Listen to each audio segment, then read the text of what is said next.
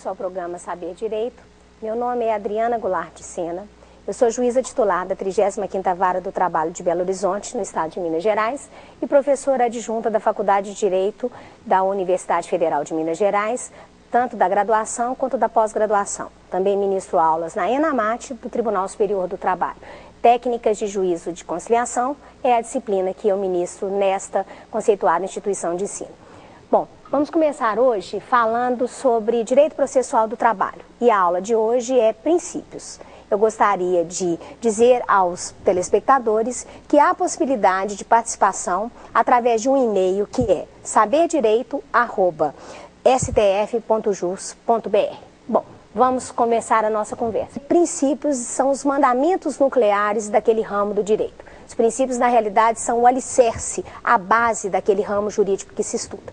Então, segundo alguns doutrinadores, violar um princípio é mais grave do que violar uma norma, porque, na realidade, a violação de um princípio, ela conspira contra todo o sistema jurídico. Bom, firmada, então, essa importância dos princípios, do estudo dos princípios, eu gostaria de começar tratando, primeiro, dos princípios que dizem respeito gerais, digamos assim, ao direito processual, que, então, importam tanto ao processo civil quanto ao processo do trabalho e, por que não dizer, também ao processo penal. Comecemos com o princípio da igualdade, e também chamado princípio da isonomia.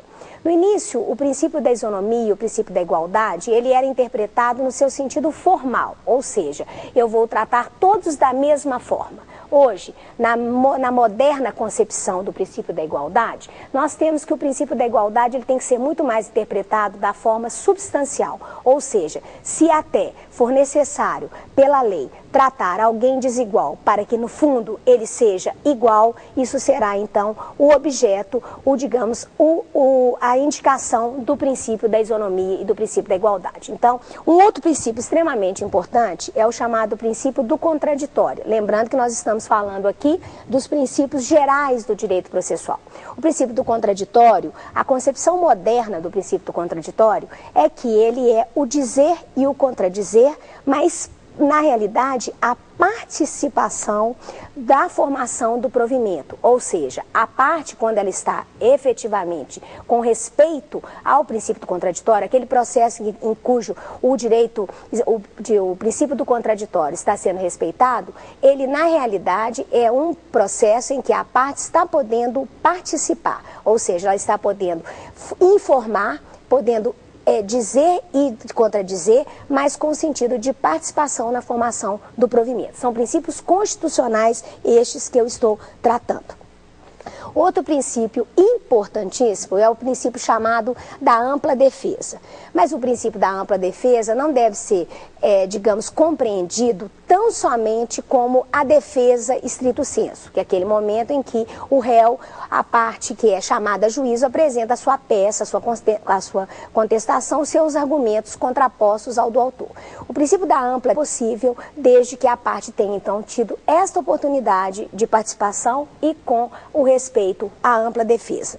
Na realidade, a ampla defesa, ela complementa o princípio do contraditório. Estamos também tratando de um princípio constitucional.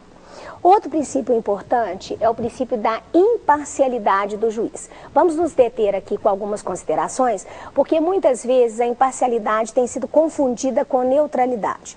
Um juiz imparcial é um direito da população, é um direito que todo jurisdicionado, quando procura a justiça, ele tem esse direito a ser atendido, ou seja, dele ter a sua causa conhecida por um juiz imparcial. Mas a neutralidade, hoje, nos estudos modernos, ela tem sido, questionada. Por quê? Porque, na realidade, nenhuma pessoa é neutra, nenhum sujeito é neutro em relação às coisas que ele verifica e que ele participa. Então, a neutralidade não pode ser confundida com a imparcialidade. E no processo do trabalho, a neutralidade, ela vai ficar mais ainda mitigada ou quase que realmente esquecida.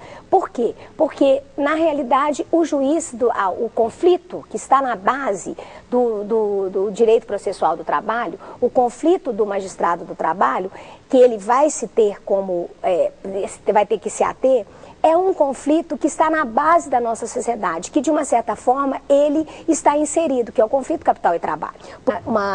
Um importante princípio, que é o princípio da motivação nas decisões judiciais. Ou seja, eu, quando decido, eu tenho que dizer para a parte, para o jurisdicionado, o porquê daquela decisão, o porquê que eu cheguei àquela conclusão, o porquê que o processo dele foi procedente ou foi improcedente. Eu tenho que motivar a minha decisão. Não existe em nenhum momento desse judiciário democrático, desse judiciário com toda essa principiologia, espaço para se imaginar decisões que fossem autoritárias e sem fundamentação. Então, o princípio da motivação das decisões está no texto constitucional e é um princípio que permeia todos os ramos do direito processual. Outro princípio importantíssimo, também na regra geral, é o chamado devido processo legal. O devido processo legal, na realidade, ele é corolário de vários outros princípios, como, por exemplo, o juiz natural e o promotor natural.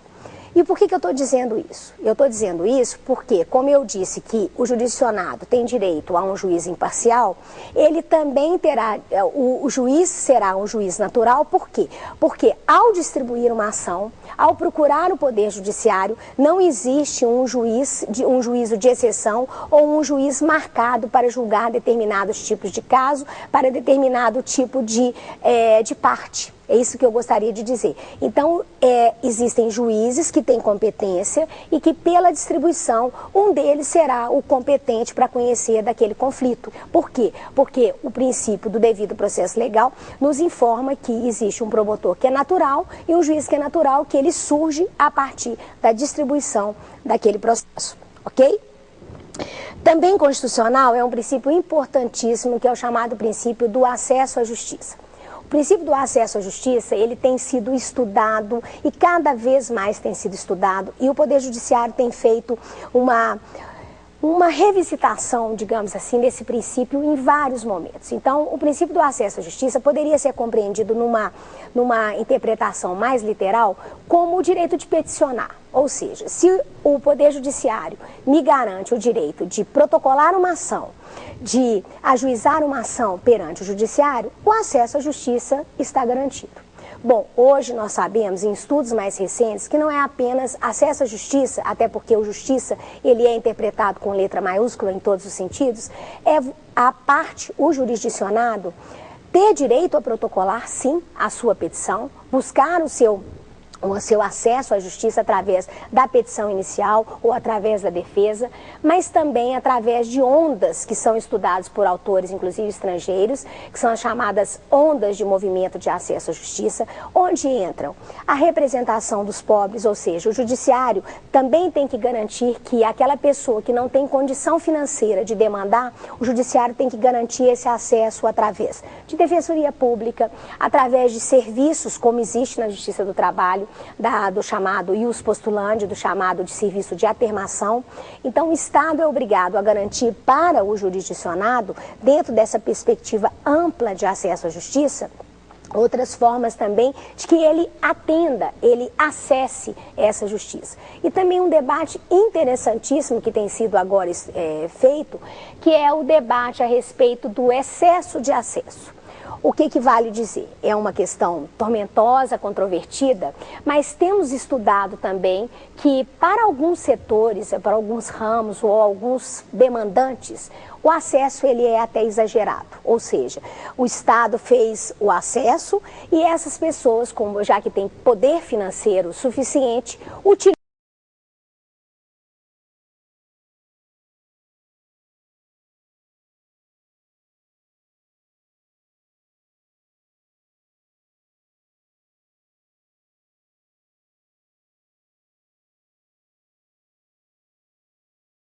deste acesso como uma forma, às vezes, infelizmente, é duro dizer, mas há de ser dito para que, inclusive, isso seja pensado, utilizam deste acesso ao judiciário como uma forma de ou descumprir o direito ou ganhar tempo, colocando na parte hipossuficiente, naquele em que terá a demora do processo como uma questão desfavorável, colocar a demora do processo, a dificuldade de acesso nas costas de apenas um litigante. Existem autores, inclusive da sociologia, estudando essa questão que é o chamado excesso de acesso. E por outro lado, e também não menos importante, é a questão do acesso e da saída.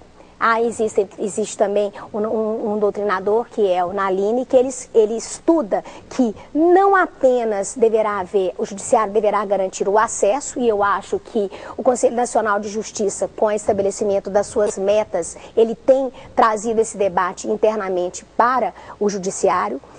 Ao estabelecer metas, uma delas é a resolução dos processos. Então, aceder ao judiciário, caminhar ao judiciário, não é apenas ter uma ação na justiça, mas é também receber o bem da vida, aquilo que lhe foi outorgado através de um processo judicial. Ou seja, efetividade do provimento jurisdicional é outro aspecto importantíssimo do acesso à justiça. Então vejam que este princípio constitucional de acesso à justiça, ele pode ser interpretado, de diversas formas e de diversos olhares. Então ele realmente é um princípio extremamente importante e deve ser estudado pelo operador do direito.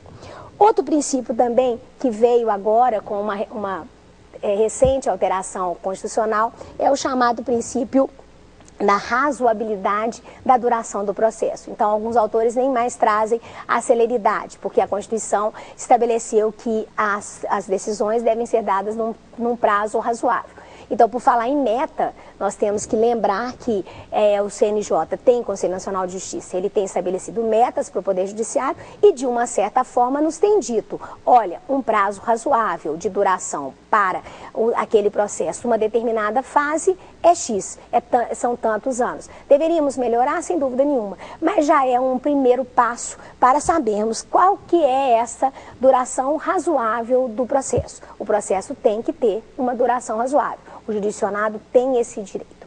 Muito bem. Então, falamos então dos princípios gerais. Podemos agora então mencionar de alguns princípios que são comuns ao direito processual civil e ao direito processual do trabalho. Começaria com dois princípios, tocando em dois princípios ao mesmo tempo.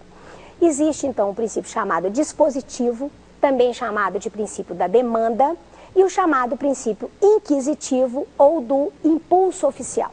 São dois princípios que, na realidade, eles podem ser compreendidos quase como de forma oposta. Mas, na realidade, o que eu quero deixar claro aqui é que, em momentos processuais distintos, eles aparecem e são importantes para, num primeiro momento, o princípio dispositivo, o princípio da demanda. Ou seja, ninguém vai ajuizar uma ação em nome de outra pessoa, exceto se autorizado por lei. Como no caso do processo do trabalho, os sindicatos. Os sindicatos podem, independentemente da pessoa querer ajuizar a ação, ele pode, em nome de todos, em nome dessa pessoa, ajuizar uma ação. Isso é uma exceção, está previsto em lei. Mas fora disso, a pessoa que se sente lesada, que tem um direito lesado, ela tem que procurar o judiciário e protocolar, ajuizar, em termos jurídicos, a sua ação.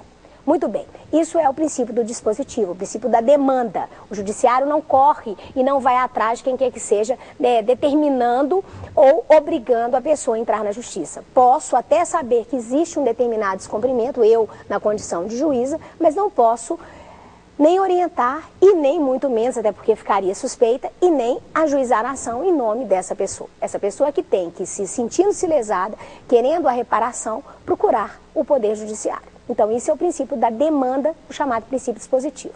Mas no processo do trabalho, e de uma certa forma no processo civil, após ajuizada a demanda, após, então, protocolada a petição, o que acontece? Acontece que existe o princípio do inquisitivo, como eu disse, também chamado de impulso oficial. Então, este processo será impulsionado de ofício pelo juiz. Então, tem que ser a pessoa que entra, que procura o judiciário. Mas a partir do momento que ela procura, o processo é então impulsionado de ofício pelo juiz. Este é, no processo do trabalho, um princípio importantíssimo. É uma obrigação do juiz impulsionar de ofício o processo. Então, já falei dos princípios dispositivo, também chamado princípio da demanda, e o inquisitivo, também chamado de impulso oficial. Vamos falar um pouquinho da instrumentalidade. Poxa, nós estamos falando de processo, Mas falar de processo só tem sentido, na minha maneira de ver e na forma como eu vejo que vários autores têm trabalhado e o Poder Judiciário, de uma certa forma, também tem trabalhado, só tem sentido trabalhar o processo, estudar o processo, ou realizar o processo, na medida em que ele realize o direito material que está na sua base. Então, o processo não é um processo por si mesmo. Não é por diletantismo ou para ficar discutindo peças processuais, movimentos processuais.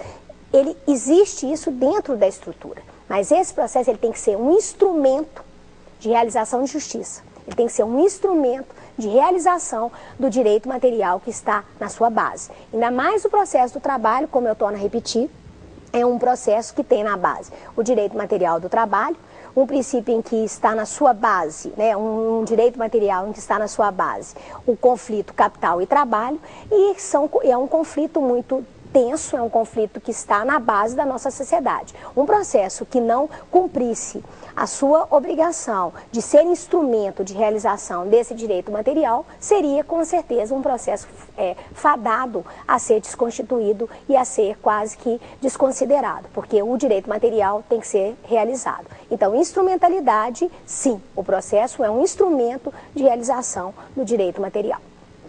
Outro princípio interessantíssimo é o chamado princípio da impugnação especificada. Ele está previsto no Código de Processo Civil, no artigo 302. Ele é previsto no processo de trabalho, sem dúvida nenhuma.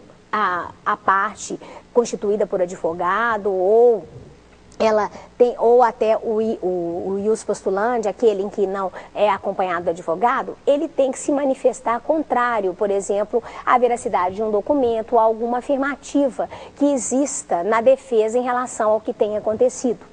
Então, é a chamada impugnação especificada. Ele tem que especificadamente impugnar as coisas que foram ditas pela parte contrária. No caso do processo do trabalho. É claro que com a presença do ius postulandi, como eu torno a repetir, que é a presença da parte sem advogado na Justiça do Trabalho, que é uma característica do processo do trabalho, é claro que isso tem que ser mitigado, ou seja, isso tem que ser levado com grano sales pelo juiz, porque uma parte que é leiga, comparece à justiça sem advogado, como que ela vai saber desse rito? Então, é claro que o juiz, na medida em que a parte diga que ela foi mandada embora por justa causa, e esse leigo que está lá, sem advogado, me diga, eu não fui, isso ele está impugnando do jeito dele, leigo dele, ele está impugnando aquilo que foi dito. Então, claro que quando vem com a presença de advogado, isso é feito na forma, do jeito correto, mas dentro dessa possibilidade, no processo do trabalho, da existência do leigo sozinho numa sala de audiência, o juiz do trabalho tem que ter essa sensibilidade de, no ouvido, escutar as impugnações que estão sendo feitas, inclusive de forma leiga pela parte. Existe o princípio? Sim, mas mitigado pela presença do ius postulandi. Outro princípio importante também é a chamada estabilidade da lide, ou seja, com a inicial e com a defesa, os limites da chamada litiscontestação, eles são, digamos, estabilizados, então por isso que a gente chama estabilidade da lide, ou seja, o que eu pedi está aqui e a defesa que foi produzida está aqui, a lide está estabilizada. É daí que que a gente trata como estabilidade da lide. Então, dentro disso, as provas serão produzidas com essa finalidade, com esse objetivo de, dentro do que foi estabilizado, dentro do que existe nessa limitação, ser produzido, tá? Bom, outra coisa importante é o chamado princípio da eventualidade. Na defesa, como existe um momento processual específico para a manifestação, e como não dá para ficar emendando essa defesa, e porque exatamente como eu disse, a lide ela é estabilizada num determinado momento, então quando da apresentação da defesa, existe o chamado princípio da eventualidade. O que vale dizer? Existe uma tese principal, por exemplo, eu paguei as horas extras que foram prestadas, pode ser uma tese de defesa. As horas extras que foram prestadas, eu paguei, ok.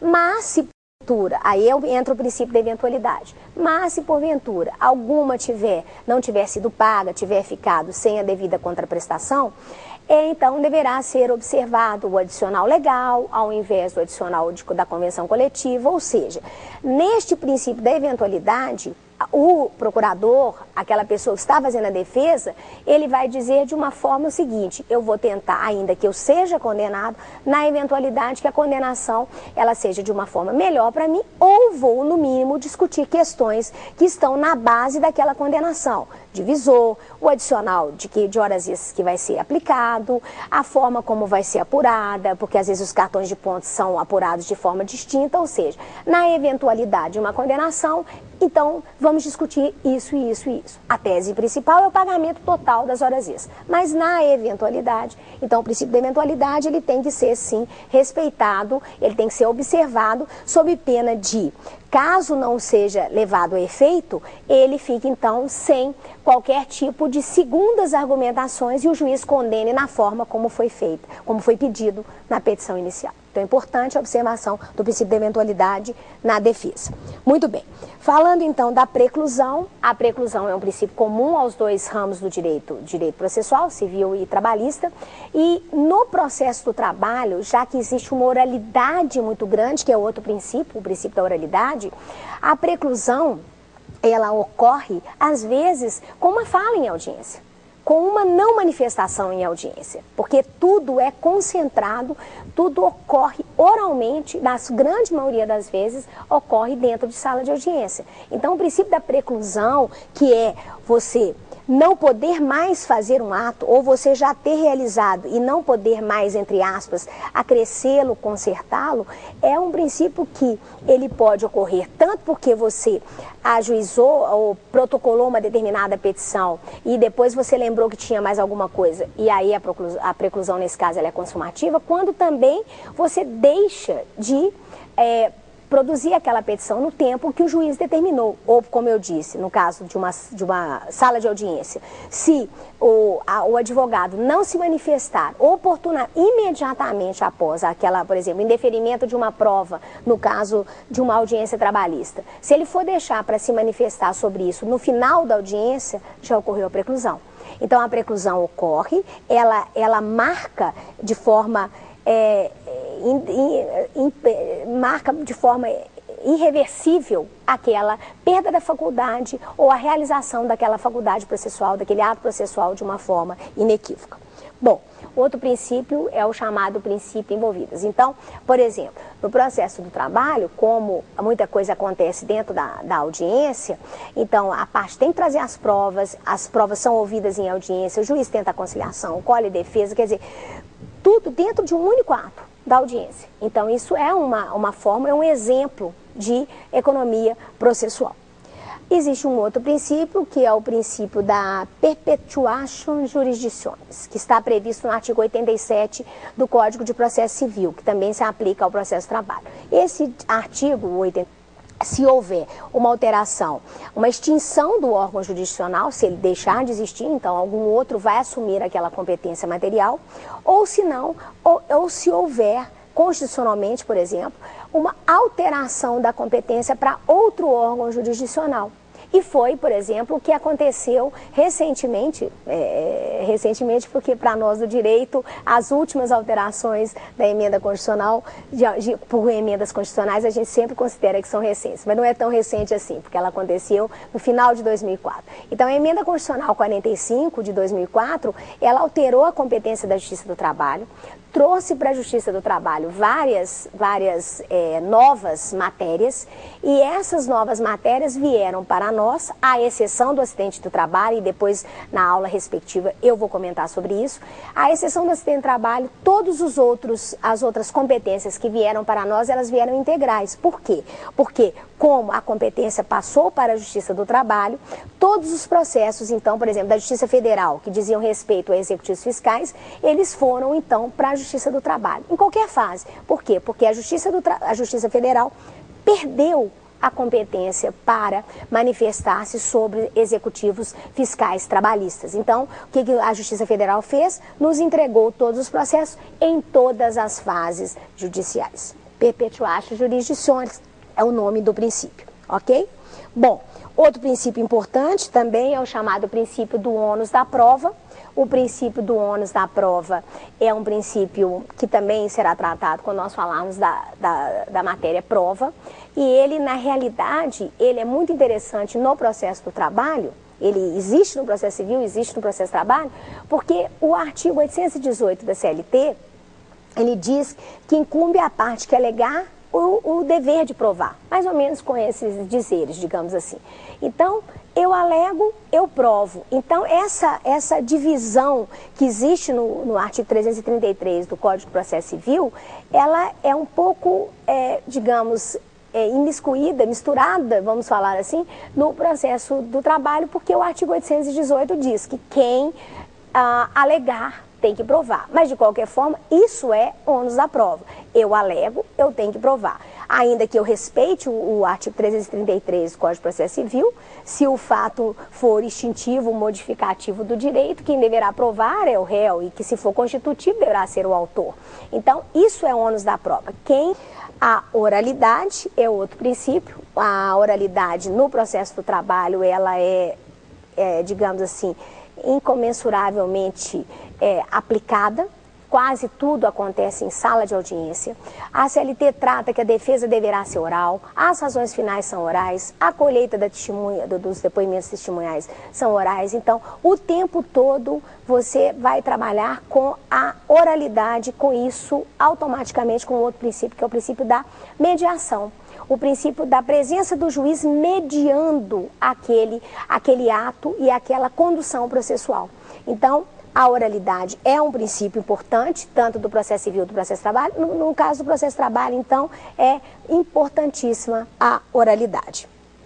O princípio da identidade física do juiz é um princípio que tem sido, digamos, no processo civil ele é inequívoco, e no processo do trabalho nós temos visto alguns autores defendendo que a identidade física do juiz, após a alteração da emenda que extinguiu a representação classista na Justiça do Trabalho, seria um princípio que agora deveria ser respeitado, ou seja, o juiz que colheu a prova será o juiz que deverá julgar.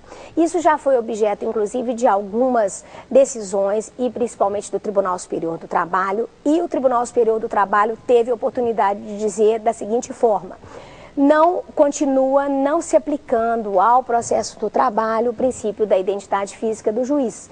Bom, como eu torno a dizer, existem alguns autores que defendem que esse princípio agora, com a não existência mais dos classistas, ele deveria ser objeto de respeito, digamos assim, no processo do trabalho. Fica aqui uma questão que é controvertida, e fica a posição do Tribunal Superior do Trabalho a respeito desse tema.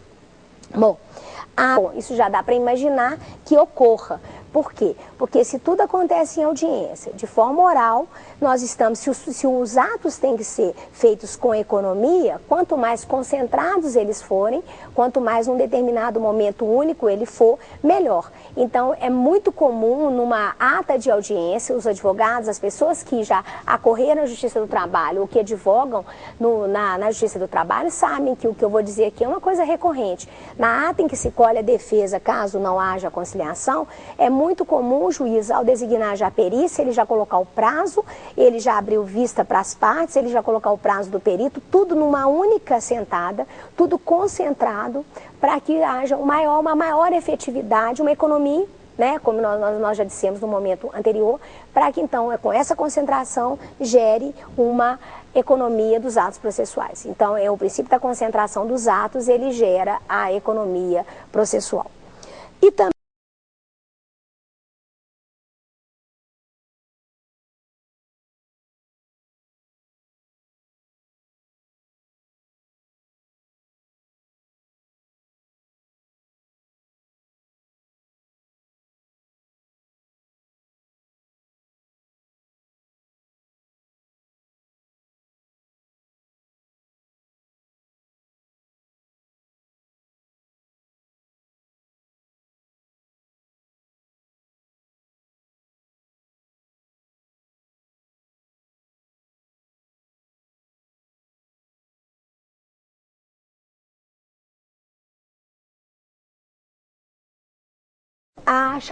o princípio chamado da irrecorribilidade das decisões interlocutórias.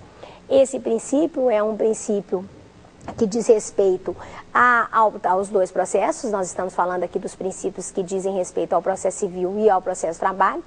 As decisões interlocutórias no processo do trabalho, então, é inequívoco que elas são irrecorríveis. A pessoa ou o profissional que for atuar na Justiça do Trabalho sabe muito bem que o agravo de instrumento, ele não é previsto para a possibilidade de impugnação de qualquer decisão interlocutória no processo de trabalho. A única forma que o advogado poderá mostrar a sua resignação em relação ao ato do juiz é o chamado protesto.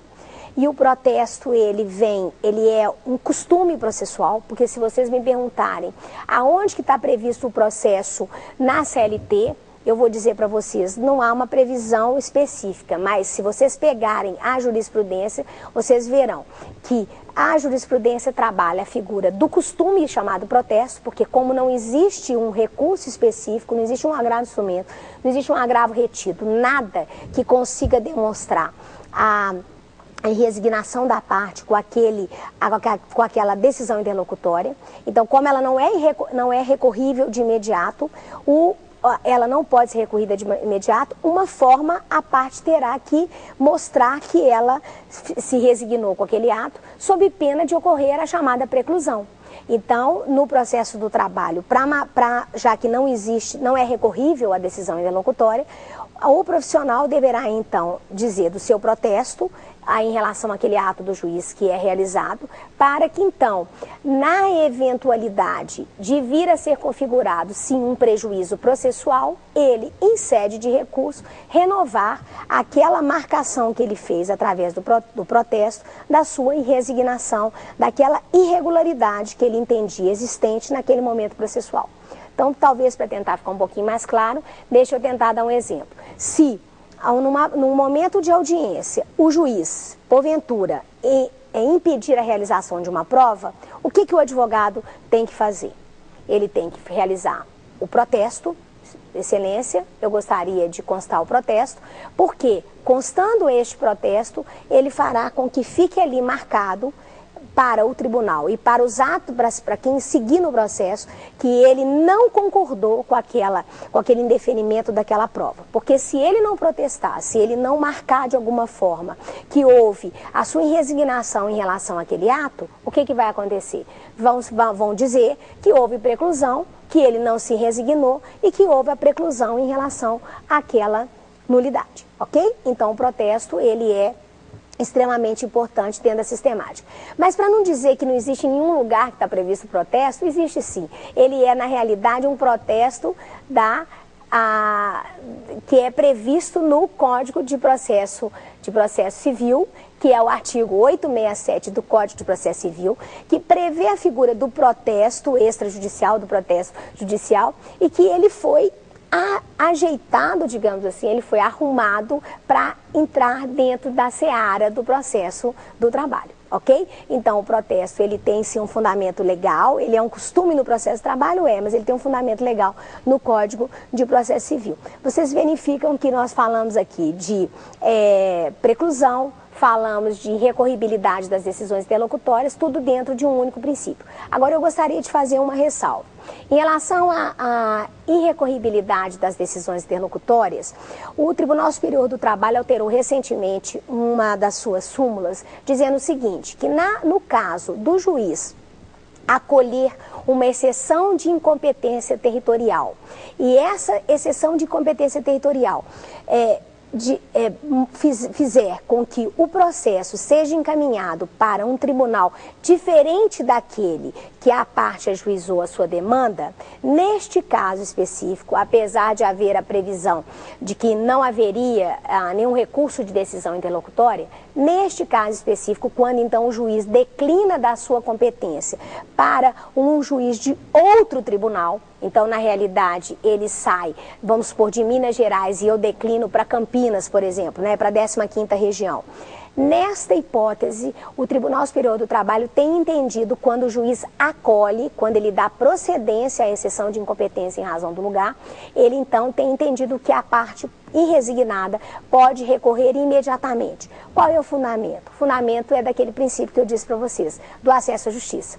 Ou seja, porque de repente, se eu envio este processo para Campinas e na realidade não deveria enviar, porque todos nós estamos sujeitos a erros, por exemplo. Então o tribunal tem que fazer uma reavaliação desse envio, se é realmente para ir, porque a parte procurou Minas. Por que eu estou mandando para Campinas? Às vezes é Campinas mesmo, pelas normas legais. Mas se o tribunal ver que poderia ficar, vamos supor, em Minas Gerais, a parte não terá o prejuízo de ter que comparecer a um outro estado da federação para continuar o processo e só lá no recurso ele argumentar que houve, então, essa nulidade, que não deveria o processo ter ido, né, a demanda ter ido para o outro estado da federação. Então, neste caso, se o juiz acolhe uma exceção de incompetência em razão do lugar e determina o envio dos autos para um outro estado da federação, para um tribunal que esteja em outro estado da federação, neste caso, digamos assim, fora da previsão legal, mas com o fulcro de atender o princípio do acesso à justiça. Está vendo a importância do princípio? Às vezes a gente vai até além da lei para determinar a aplicação de um princípio. O Tribunal Superior do Trabalho, então, faz essa observação. Neste caso, cabe recurso da decisão interlocutória. Então, é irrecorrível? É, mas mitigado com algumas situações específicas, ok? Bom, por último, nós teríamos, então, a lealdade processual. A lealdade processual, ela tem tudo a ver com esse momento que a gente, a sociedade brasileira está vivendo. Os juízes têm levado essa questão de uma forma muito escorreita. A lei traz no artigo 16 e 17 do Código de Processo Civil essa orientação de que a parte tem que litigar não pode litigar de má fé, ela tem que agir com lealdade com a parte contrária, ela tem que fazer os argumentos fiáveis, e isso tem sido uma constância. Os juízes têm observado isso e aplicado penalidades para aqueles que não agem dentro dessa linha, dentro do processo, ok? Bom, vamos falar um pouquinho dos princípios peculiares. Aí eu queria ouvir um pouquinho, de novo, os nossos alunos que estão aqui presentes. Professora, com as novas competências da Justiça do Trabalho, quem será o destinatário do princípio da proteção? Uma excelente pergunta novamente. Na realidade, o princípio da proteção é o princípio, digamos, inicial, quando a gente começa a falar dos princípios peculiares ao processo do trabalho. Por quê? Eu não disse que o processo é um instrumento de realização do direito material? Ok, o direito material tem na sua base o princípio da proteção. Então, com a vinda das novas competências para a Justiça do Trabalho, alguns autores disseram que o princípio da proteção estaria mitigado ou estaria até desaparecido de dentro da sistemática do processo do trabalho, de forma alguma. Na relação trabalhista, na relação de emprego, sempre aquele que dá a sua força de trabalho à disposição de outro, será sempre hipossuficiente. Quem detém os meios de produção, quem detém o capital, será sempre mais hipersuficiente em relação àquele que é hipossuficiente. Então, no que diz respeito à relação clássica que nós lidamos no processo de trabalho, o princípio da proteção, ele continua sendo direcionado para o mesmo caminho. Agora, em relação às novas competências, fica a dúvida. Por exemplo, se nós estivermos julgando um caso entre dois sindicatos, por exemplo, e aí? Quem será o hipossuficiente? Existe sindicato mais hipossuficiente do que o outro? Então, neste caso, o princípio da proteção, ele ficará mitigado e, por exemplo, nos executivos fiscais, a empresa que será hipossuficiente em face da união do fiscal do trabalho? Então, não. O princípio da proteção, ele ainda continua presente no processo do trabalho, no direito material do trabalho. Ele é uma das características, ele é o primeiro quando a gente pensa em princípio peculiar, é o princípio da proteção, mas é claro que com as novas competências, algumas coisas existiram determinadas alterações, ok? Bom, então falando do princípio da proteção, ele está previsto nos artigos 844 da CLT e também, existe outro exemplo, no artigo 899, parágrafos 1º e 4º da CLT. Uma observação é muito importante. É o juiz que protege o empregado? Não é o juiz que protege o empregado. Os princípios, eles têm vários caráteres, inclusive o caráter de informar o legislador que faz uma DTI para um determinado ramo jurídico. Então, quem protege, quem trata desigual, quem deve ser tratado desigual, é o legislador. Eu acabei de dar exemplos aqui de 2 dispositivos legais que tratam o trabalhador de forma diferente do empregador. Ou seja, se ele não comparece na primeira audiência, haverá um arquivamento. E se o empregador não comparecer, haverá revelia. Quem diz isso é o juiz que está protegendo? Não. Quem está dizendo isso é a lei. Então, é a lei que, em alguns momentos, informada pelo princípio da proteção, e torna a repetir, porque tem que proteger, porque quem é hipossuficiente numa relação é sim aquele que dá a força de trabalho, a lei é que protege, não é o juiz. Isso deve ficar bem claro, não há a menor dúvida. Em relação a um segundo princípio importantíssimo do processo do trabalho, é o princípio da chamada finalidade social. O princípio da finalidade social, ele é tratado por alguns doutrinadores como sendo um princípio peculiar ao processo do trabalho, ou seja, o processo do trabalho tem uma finalidade social.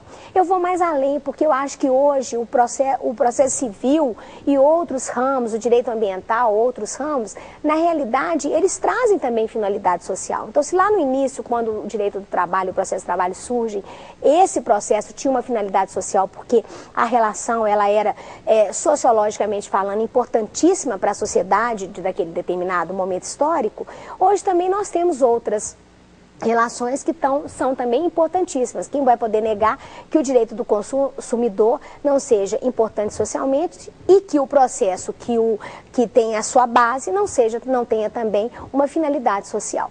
Essa finalidade social do processo de trabalho é inequívoca, porque, como eu torno a repetir, a base do direito material é um direito social. Então, com isso, alguns, inclusive, chegam até a chamar o direito do trabalho como direito social.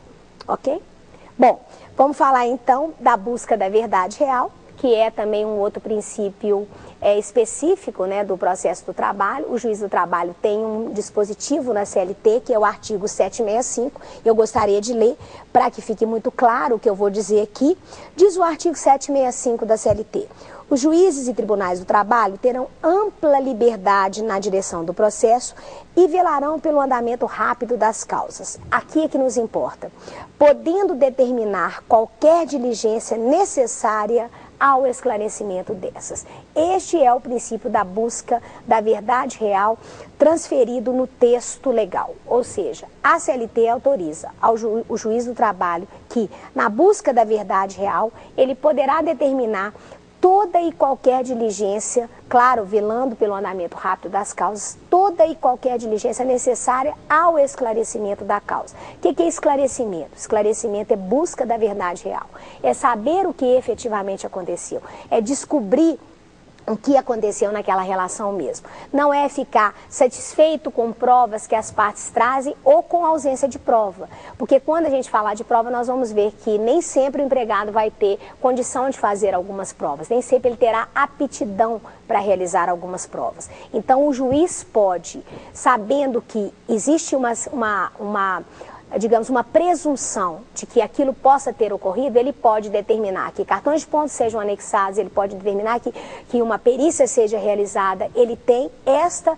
faculdade que a lei lhe autoriza, o artigo 765 da CLT, a lei autoriza então que ele velando pelo andamento rápido das causas, ele busque toda e qualquer diligência útil e necessária ao esclarecimento delas. E nós temos também o princípio chamado da indisponibilidade. Esse princípio da indisponibilidade é um princípio que alguns questionam, porque eles dizem que quando existe a conciliação, o empregado se dispõe dispõe dos direitos que ele tinha lá fora.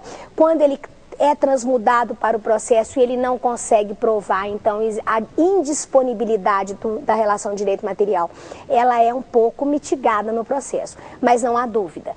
Existem questões que são indisponíveis, por exemplo, assinatura de carteira, salário mínimo, né, condições de saúde do trabalhador, essas são questões que são indeclináveis, então isso estando no processo não pode ser declinado em hipótese nenhuma. Não existe acordo quando se confessa a relação de emprego sem assinatura de carteira, sem recolhimento de INSS. Então existem coisas que a prova não vai interferir em relação a essa indisponibilidade. Outras de direito mais pessoal ou dentro da possibilidade de transação da parte, aí já é um pouquinho diferente.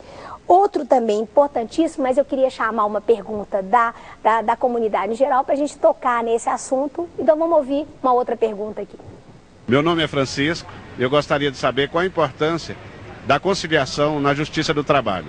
Bom, o princípio que nós vamos falar é o princípio da conciliação. A pergunta dele também, não só tão importante é a conciliação, como também a pergunta que ele fez. A conciliação no processo do trabalho, ela é um princípio, não há a menor dúvida, é característico. O Código de Processo Civil vem alterando e determinando que a conciliação seja tentada, buscada, etc. Mas na CLT sempre existiu. O artigo 764, próximo desse artigo 765 que eu acabei de ler, ele diz o seguinte, que os processos submetidos à Justiça do Trabalho serão sempre sujeitos à conciliação.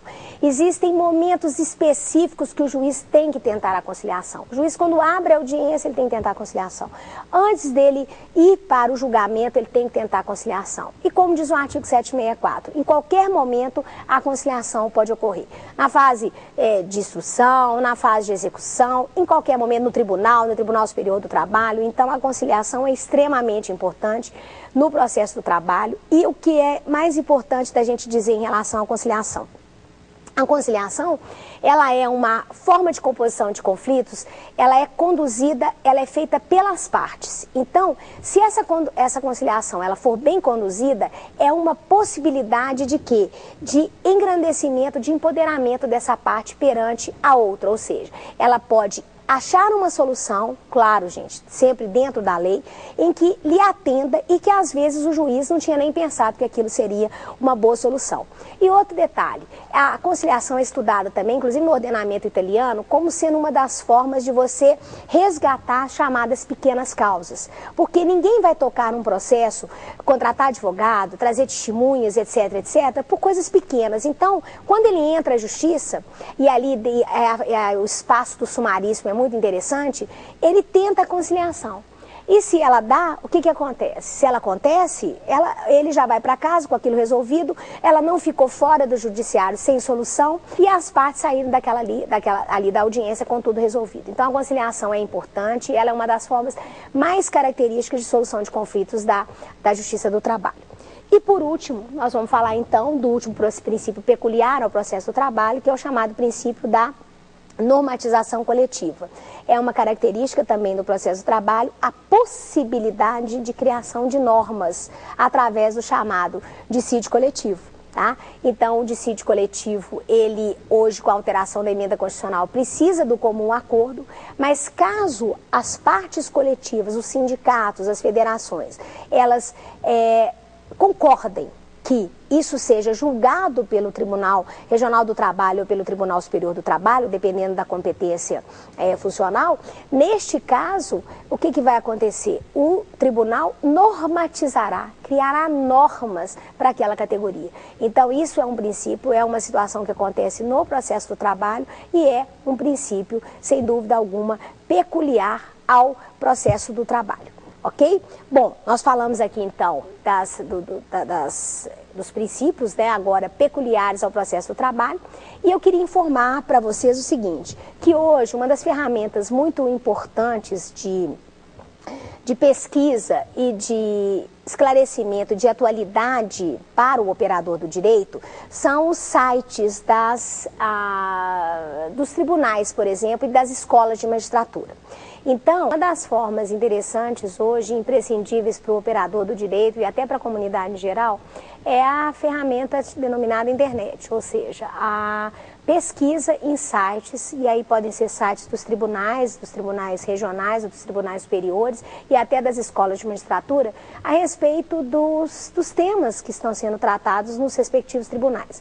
Então, é muito interessante que o operador então saiba e acesse diariamente ou se cadastre, porque também existe essa possibilidade de cadastramento em um desses sites para que receba diariamente as chamadas notícias jurídicas.